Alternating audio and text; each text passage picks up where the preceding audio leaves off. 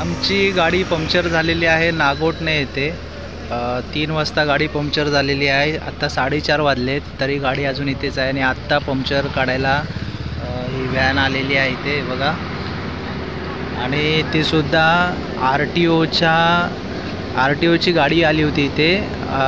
Actually आम्ही हायवेने येत असताना बसच्या आमच्या मागेच आर-टी-ओची गाडी होती आणि आर-टी-ओवाल्यांनी पाहिलं होतं की गाडी पंक्चर झाली म्हणून आर-टी-ओची गाडी आमच्या पाठोपाठ येऊन थांबली होती आणि त्यांनी आम्हाला सहकार्य करून ही गाडी मागवली पंक्चर काढायला, दुरुस्ती पथक परिवहन मंडळाचं।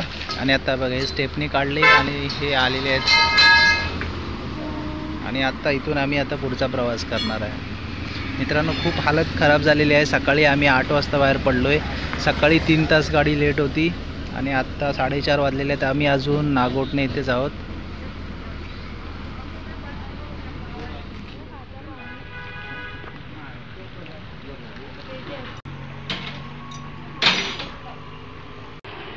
खाली टाक ना काय तरी त्याच्या दरवाजा नाही लागत रे, दरवाजा नाही लागला तिकडे जायला नको।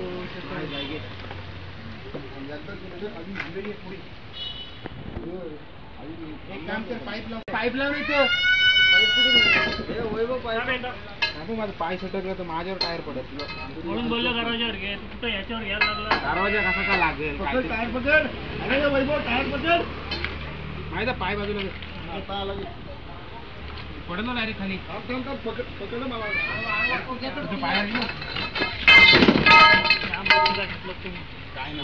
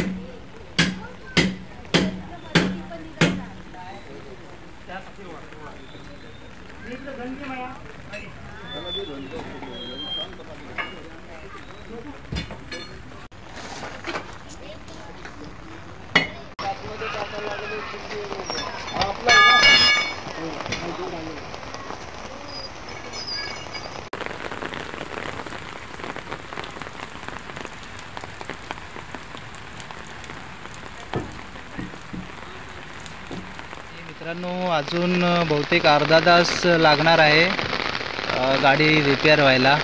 तर आपली ही बोरवली तुळशीखेड गाडी आहे।